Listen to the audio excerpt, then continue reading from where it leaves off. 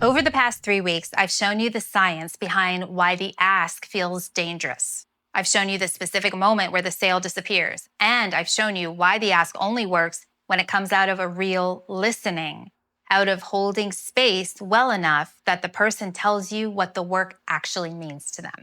This week, I want to show you what happens when all of it comes together in one conversation. This is a case study, and it is the whole arc in a single story. This video is based on a fully researched article that I'll tell you how to get access to before the video is over.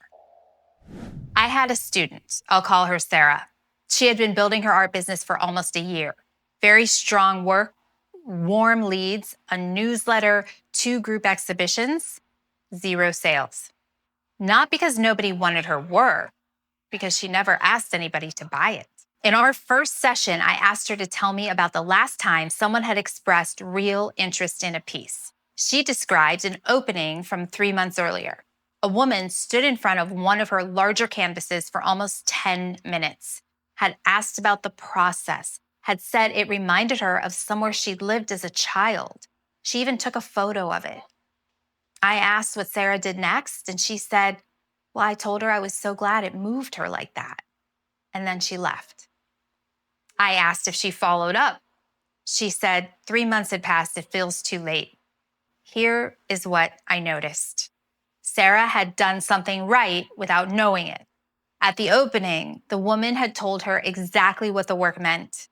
That is not a casual compliment.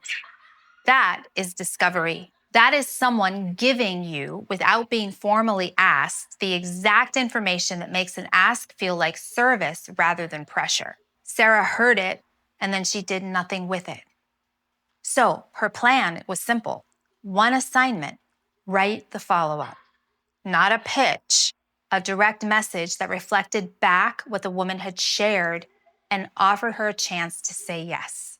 I gave Sarah the exact words. She wrote them down, and then she sat with them for 5 days. Now, this is the part that never gets talked about. The moment between knowing what to do and doing it. The 5 days where the nervous system runs its calculations, where the threat response we talked about in week 1 activates, where the brain decides that the potential pain of a no outweighs the potential gain of a yes. 5 days of protecting herself from a rejection that never came, because on day 6, she sent the message. Hey, I've been thinking about our conversation at the opening in October. This piece you connected with is still available. I don't know if the timing is right for you, but I wanted to reach back out before it finds a home. Would you like to talk? The woman replied within 2 hours and said yes immediately. Now, this video is based on a fully researched article that lays out the complete arc, the science, the moment, the listening, and Sarah's story. Click the link below to read the full article and become a VIP for free. You'll get access to every article in this series as it comes out. What Sarah told me, she said she wanted it. She was waiting for me to ask. That is the turning point, not the sale, that sentence.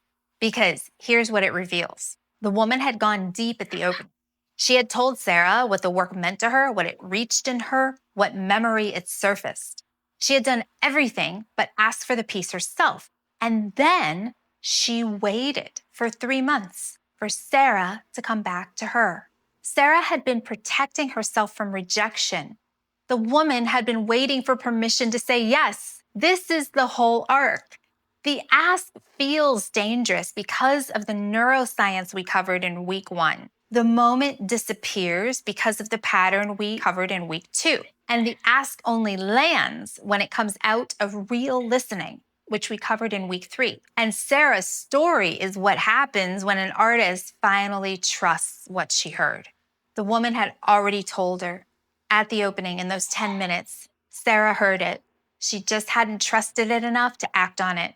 That is the only thing that was missing. Not the words, not the confidence, trust in what she had already been given. Sarah made 3 more sales in the 6 weeks that followed. Not because she became a different person, because she had evidence, and because she had stopped waiting for the right moment and started trusting what she heard in the conversation. The practice took 3 weeks to feel natural. 6 weeks to feel automatic, and by month 3, it was just how she did business. And here is what I want you to take from this. There are people in your world right now who have already told you what your work means to them at an opening, a DM, on your newsletter. They connected with it. They said something real about it.